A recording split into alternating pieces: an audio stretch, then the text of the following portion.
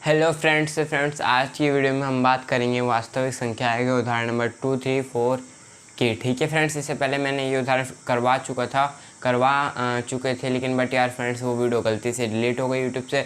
अगर आप मेरे सब्सक्राइबर होंगे तो आपको पता होगा, वो वीडियो पहले ही मैंने अपलोड कर दी थी बट गलती से डिलीट हो गई। और उसके आगे के मैंने सभी एग्जाम्पल फ्रेंड्स आपको करा दिए हैं, ठीक है, और पीछे का एग्जाम्पल नंबर 1 भी करा दिया। ठीक है, आज की वीडियो में 2, 3 और 4 एग्जाम्पल सॉल्व करेंगे। अगर फ्रेंड्स चैनल पर नए हैं तो चैनल को सब्सक्राइब कर लीजिए और बेल आइकन को प्रेस कर दीजिए, ठीक है, ताकि इस प्रकार की वीडियो आप तक पहुंचती रहे और आप अच्छे से अपनी स्टडी कर पाओ, ठीक है, और अपने स्कूल या कॉलेज में जहां पर भी है टॉप कर सकें। तो देखिए उदाहरण नंबर 2 क्या कहता है, दर्शाइए कि प्रत्येक धनात्मक समपूर्णांक 2q के रूप का होता है तथा प्रत्येक धनात्मक विषम पूर्णांक 2q + 1 के रूप का होता है। देखिए फ्रेंड्स, प्रश्नावली 1.1 भी मैंने आपको सॉल्व कराई है, तो उसके दूसरे क्वेश्चन की तरह ही है, ठीक है ना। देखिए ऐसे क्वेश्चन में आपको सबसे पहले मानना होता है, ठीक है, क्या मानेंगे आप। देखिए ऐसे क्वेश्चन में लगती है यूक्लिडियन विभाजन प्रमेय का, a = bq + r लगता है। अब देखिए अगर आप इसे एक बार लिखिए 2q और 2q + 1, ठीक है, इसे एक बार लिख के देखिए, देखेंगे जब आप इसे तो देखिए 2q, ठीक है, ये है 2q + 1। a बराबर क्या होता है, bq + r होता है। देखिए q तो q यहाँ पर है, ठीक है, 2 के बाद q यहाँ पर है। देखिए आपने एक नियम पढ़ा होगा इसमें युगल विभाजन प्रमेयिका में, a = bq + r में 0 से बड़ा या उसके बराबर होता है r, r से बड़ा होता है b, ठीक है। तो देखिए आपका यहाँ पर r तो आप बाद में देखेंगे, b क्या है यहाँ पर, देखिए a = bq + r होता है, जो q के साथ है ना 2, वो आपका b हो जाएगा, ठीक है। b क्यों होगा, बिकॉज देखिए a आपने मान लिया, ठीक है, q के साथ वाला हमेशा क्या होता है, b होता है। आप देखिए यहाँ पर प्रमेय में bq होता है तो 2q है, या फिर देख लीजिए दोनों में 2 है, ठीक है, r तो ये आपका 1 आएगा एक बार, ठीक है। तो ये क्या है, दोनों में 2 कॉमन है, ठीक है, q के साथ हमेशा b होता है प्रमेयिका में, और देखिए यहाँ पर q के साथ 2 है तो आपका b कितना हो जाएगा, 2 हो जाएगा। सबसे पहले आपको हमेशा a मानना है, ठीक है ना। a क्या मानेंगे, माना यहाँ से सॉल्यूशन है, माना a कोई धनात्मक पूर्णांक है,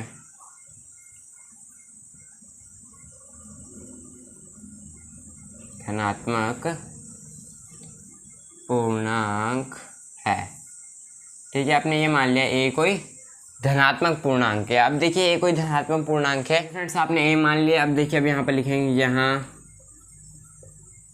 b की वैल्यू क्या होगी, b की वैल्यू होगी 2, ठीक है, क्यों होगी, क्योंकि q के साथ b होता है और b की जगह हमें क्या मिल रहा है, 2 फिक्स मिल रहा है, ठीक है, और q की जगह q फिक्स है। तो r की वैल्यू क्या होगी, देखिए आपने देखा होगा 0 या उससे बड़ा होता है r से बड़ा होता है b। तो देखिए b की वैल्यू 2 है तो r क्या होगा, r 2 से छोटा होगा, यानी r के मान 0 हो सकते हैं, 1 हो सकता है, लेकिन 2 नहीं होगा, बिकॉज 2 में ये बराबर का साइन नहीं है, r में है तो यानी 0 r की वैल्यू हो सकती है, लेकिन 2 में देखिए ये बराबर वाला नीचे जो साइन लगा वो नहीं है, यानी जो हमारा b है, b की वैल्यू आप कभी r में नहीं लेंगे, यानी कि हमारे यहाँ पर b की वैल्यू 2 है तो वो r में नहीं आएगी, ठीक है, r उससे हमेशा छोटा ही होगा, 2 नहीं हो सकता, वो बराबर नहीं हो सकता, ठीक है। अगर यहाँ बराबर का निशान होता है तब आप 2 लेते हैं, ठीक है। r की वैल्यू आ गई। अब देखिए यहाँ पर केसेस बनते हैं, 2 केस बनेंगे, आप सिद्ध कर दोगे तो उन 2 केस से कि 2q और 2q + 1 के रूप का क्या होता है, धनात्मक समपूर्णांक 2q के रूप का होता है, और धनात्मक विषम पूर्णांक 2q + 1 के रूप का होता है। अब देखिए केस कैसे बनेगा, तो सबसे पहला केस बना लेते हैं, केस नंबर 1, ठीक है। फर्स्ट केस में क्या होगा, देखिए जितने भी हमारे केस बनते हैं ना वो r के ऊपर डिपेंड करते हैं, r की जितनी वैल्यू होती है उतने केस बनते हैं। यहाँ पर r की 2 वैल्यू तो 2 केस बनेंगे। केस नंबर 1 में यहाँ पर लिखेंगे आप, जब r = 0 हो तो। देखिए फ्रेंड्स बहुत ही आसान क्वेश्चन है, ठीक है, खाली दिखने में थोड़ा अजीब सा क्वेश्चन है, इसलिए दिखने में थोड़ा आपको लगेगा कि मुश्किल है, लेकिन ये मुश्किल नहीं है, ऐसे क्वेश्चन तो बहुत ही इजी होते हैं, ठीक है, आराम से हो जाते हैं। तो देखिए जब r की वैल्यू आप 0 लोगे तब यूक्लिड, यहाँ लिखिए, यूक्लिड विभाजन प्रमेय से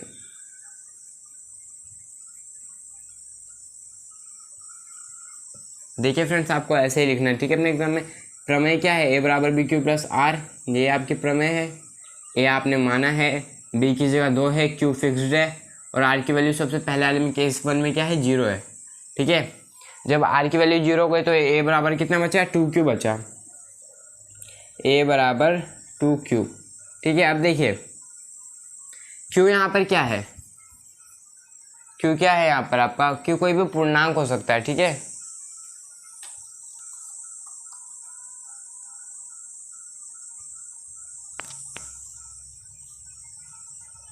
ठीक है फ्रेंड्स, q आपका क्या है, कोई भी पूर्णांक हो सकता है। मैंने यहाँ पर लिखा नहीं है कि, ठीक है, यहाँ पर और लिखा है इसके आगे। ठीक है, यहाँ पर कि q कोई, जहाँ q कोई क्या है, पूर्णांक है।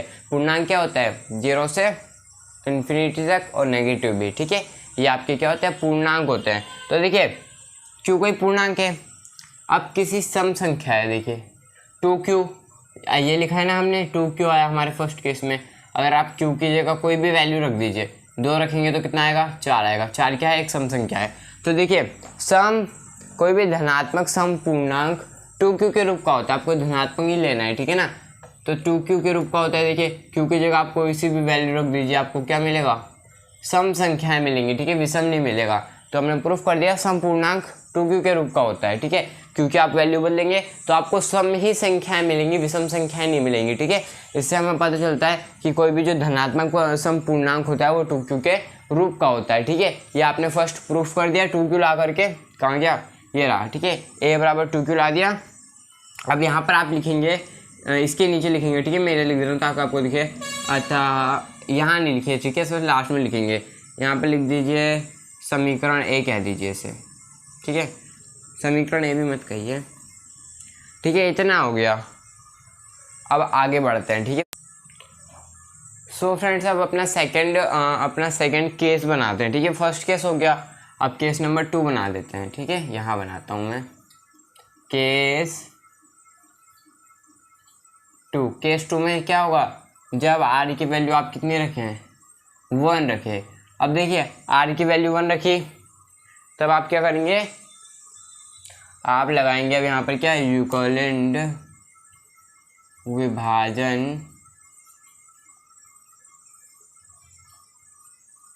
प्रमेय से। ठीक है,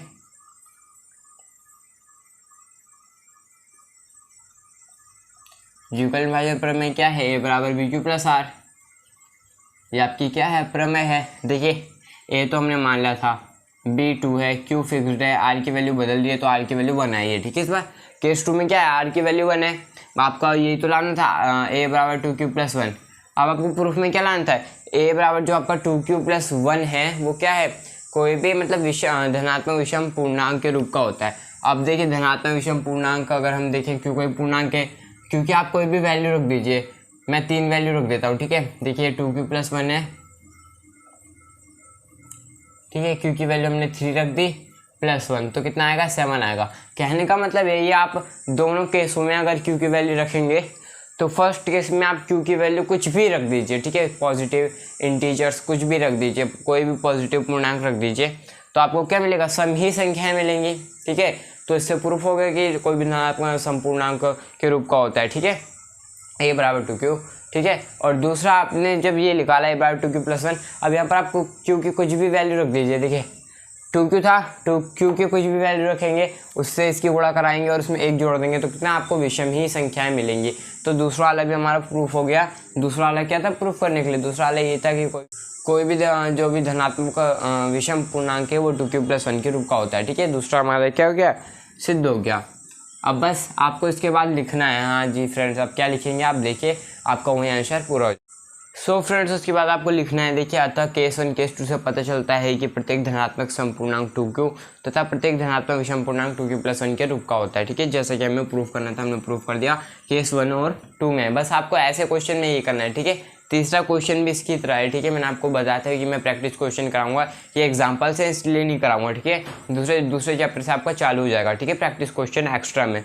ठीक है, प्रश्नावली में, जैसे कि मैंने आपको अनाउंसमेंट में बता दिया था कि अगर चैनल पे नहीं तो चैनल को सब्सक्राइब कर लीजिए। फ्रेंड्स हम लोग प्रैक्टिस क्वेश्चन भी करेंगे। ठीक है, और क्वेश्चनों का टाइप समझ में आ जाएगा। ठीक है, आप देखना अभी आगे के वीडियोस, इसलिए कह रहा हूँ चैनल को सब्सक्राइब कर लीजिए। ठीक है, आपका ये हो गया। अब इसी से जस्ट इसी की तरह है तीसरा क्वेश्चन। ठीक है, अब उसे देख लेते हैं। सो देखिए फ्रेंड्स, आपकी स्क्रीन पर दिख रहा होगा तीसरा क्वेश्चन, आप भी पढ़िए मैं ही पढ़ता हूँ। ठीक है, दर्शाइए कि एक धनात्मक विषम पूर्णांक 4q+1 या 4q+3 के रूप का होता है जहाँ की कोई पूर्णांक है। ठीक है, क्या है, दर्शाइए कि एक धनात्मक विषम पूर्णांक।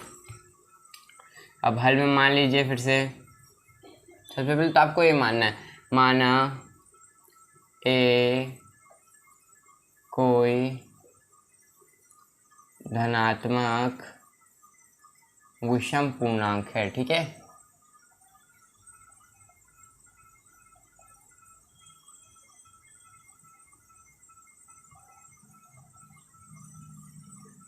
ठीक है आपको। तो देखिए फ्रेंड्स, ए हो गया, तब क्या होगा, तब बी बराबर आपका क्या होगा, बी बराबर 4 होगा। क्यों 4 होगा, देखिए आपको 4q+1, ठीक है, 4q+3 इसी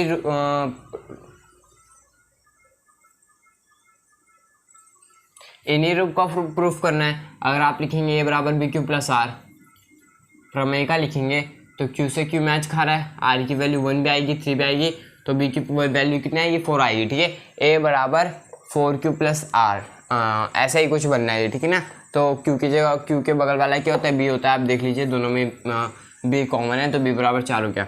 तब R की वैल्यू क्या होगी, आप जानते हैं R की वैल्यू हमेशा B से छोटी होगी, अतः जो R की वैल्यू होगी वो या तो 0 होगी, 1 होगी, 2 होगी, 3 होगी। ठीक है, या क्या बोल रहा हूँ, 0 1 2 3, ये आप R की वैल्यू रखेंगे और सॉल्व करेंगे। ठीक है, कितने केस बनेंगे इस बार, 2 और 2 4। उसी की तरह क्वेश्चन है तो 4 केस बनाने, 4q+1 4q+3 के रूप का आपको प्रूफ में लाना है। ठीक है, तो case first, case number first बना लीजिए। केस फर्स्ट में क्या होगा, जब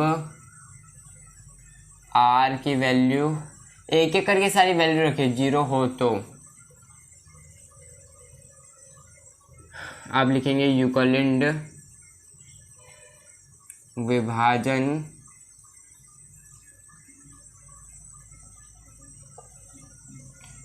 प्रमेय का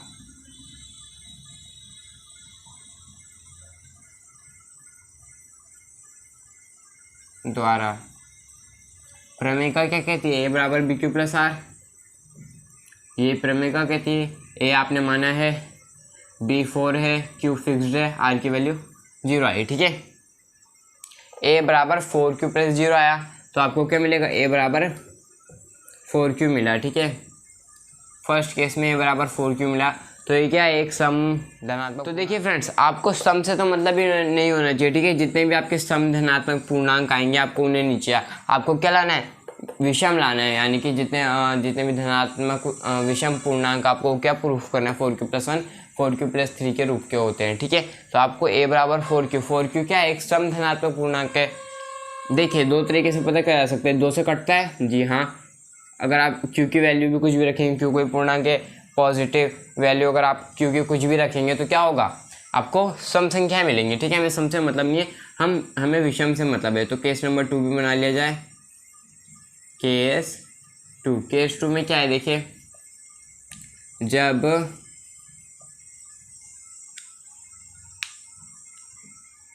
जब R की वैल्यू 1 हो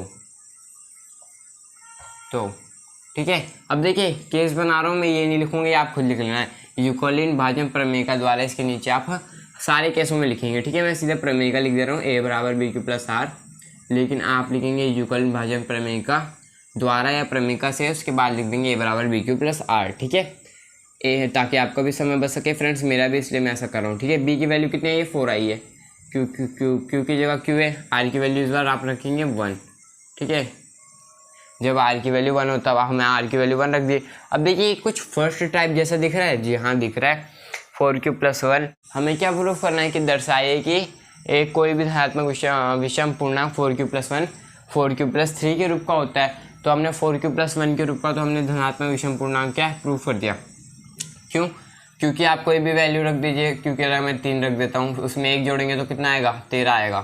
13 क्या है, एक विषम संख्या है। तो हमने क्या कर दिया, प्रूफ कर दिया कि कोई भी धनात्मक विषम पूर्णांक 4q+1 के रूप का होता है। ठीक है, ऐसे ही अब देखिए 2 केस बन गए, अब देखिए 2 केस और बनेंगे, हो जाएगा काम। ठीक, तो देखिए फ्रेंड्स 2 केस बन गए थे। केस फर्स्ट में हमें 4q मिला था, दूसरे केस में 4q+1 मिला था। ठीक है, जो कि हमें चाहिए था, ठीक है। हमें 4Q से मतलब नहीं, 4Q+1, और प्रूफ में 4Q+3 चाहिए, तो हमें 4Q+3 से मतलब होना चाहिए, ठीक है। तो केस नंबर 3 में देखिए, केस 3 आर की वैल्यू क्या होगी केस 3 में, जब आर की वैल्यू 2 हो तो, ठीक है। जब आर की वैल्यू आप 2 रखेंगे तो आपको फिर से सम ही धनात्मक पूर्णांक मिलेगा, ठीक है। धनात्मक सम पूर्णांक मिलेगा, जिससे कि आपको मतलब ही नहीं है। तो आप उसके बाद देखेंगे युगल विभाजन प्रमेयिका से या प्रमेयिका द्वारा। उसके बाद में लिख देते हैं हम प्रमेयिका A बराबर BQ+R होती है, ठीक है। तो देखिए B की जगह तो 4 फिक्स है, फिर से Q है, R की वैल्यू बस हर जगह बदल ली है, ठीक है। आपको ये पता होना चाहिए R की वैल्यू बदल ली है। अब देखिए ये क्या है, ये हमें तो चाहिए नहीं। सबसे पहली बात ये देखिएगा, प्रूफ में जो चाहिए बस उसी से आपको मतलब होना चाहिए, ठीक है। तो ये देखिए, ये सम धनात्मक पूर्णांक होगा। क्यों होगा, क्योंकि आप Q की वैल्यू कुछ भी रखेंगे उसमें 2 जोड़ देंगे तो आपको सम संख्या मिलेगी, ठीक है। तो ये क्या है, सम धनात्मक पूर्णांक है, लेकिन हमें तो कोई भी ऐसा मतलब धनात्मक पूर्णांक मतलब किसी भी धनात्मक विषम पूर्णांक को 4Q+1 4Q+3 के रूप का प्रूफ करना है। हमें तो 4Q+2 से मतलब ही नहीं है। तो अब अगला केस बना लेते हैं, केस 4 और लास्ट केस, ठीक है। तो केस 4 में क्या होगा, देखिए जब आप R की वैल्यू रखेंगे 3, अब देखिए R की वैल्यू 3 रखेंगे तो क्या होगा, A बराबर BQ+R होता है। तो क्या हो जाएगा, A बराबर 4Q+R की वैल्यू कितना आ गई, 3 आ गई, ठीक है। आपका आंसर आ गया। ये क्या है, देखिए ये जो धनात्मक विषम पूर्णांक है 4Q+3 के रूप का है। आपको 4Q+1 और 4Q+3 चाहिए था, तो प्रूफ हो गया, ठीक है। आपका 4Q+1 4Q+3 के रूप का हो गया धनात्मक विषम पूर्णांक का। उसके बाद आप लिखेंगे केस 2 तथा केस 4 से पता चलता है कि कोई भी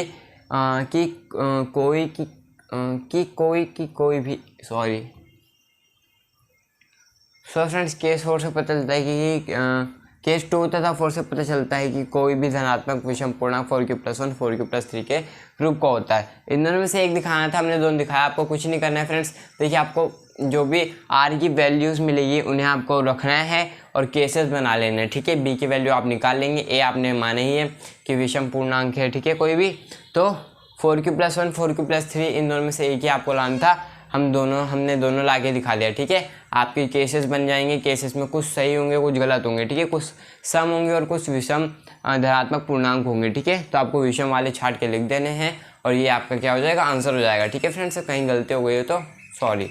अब अगला क्वेश्चन कर लेते हैं। सो फ्रेंड्स अपना लास्ट वाला एग्जाम्पल कर लेते हैं, ठीक है। लास्ट वाला एग्जाम्पल काफ़ी बड़ा है, इसलिए मैंने लिखा नहीं, आपकी स्क्रीन पर दिख रहा होगा, ठीक है फ्रेंड्स।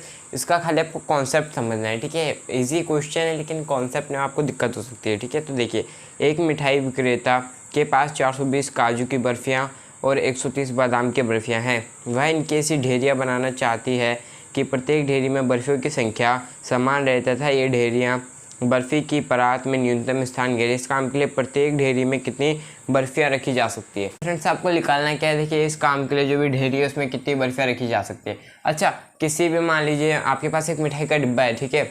उसमें आप कितनी मिठाइयाँ रख सकते हैं, 5 6 7। लेकिन फ्रेंड्स आप क्या चाहेंगे कि आप अधिकतम मिठाइयाँ रखें, ठीक है। दबा के रखेंगे ताकि ज़्यादा मिठाई आए। तो आपको निकालना क्या है, यहाँ पर अधिकतम निकालना है, ठीक है। अधिकतम माने HCF। तो आप लिखेंगे, देखिए हल में आप लिखेंगे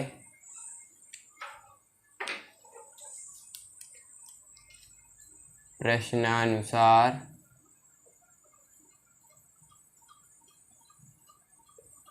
आपको 420 और कितना था, 130 का HCF निकालना है। देखिए फ्रेंड्स 420 और 130 का आपको क्या निकालना है, HCF निकालना है। अब HCF निकालने के लिए आपके पास देखिए युगल विभाजन प्रमेयिका का आप यूज़ ले सकते हैं, उससे निकाल सकते हैं, और अभाज्य गुणनखंड विधि से निकाल सकते हैं, ठीक है। मैं अभाज्य गुणनखंड विधि से निकाल रहा हूँ और आप किससे निकालेंगे, आप युगल विभाजन प्रमेयिका की यूज़ से निकालेंगे, ठीक है, ताकि आपका कॉन्सेप्ट और क्लियर हो जाए।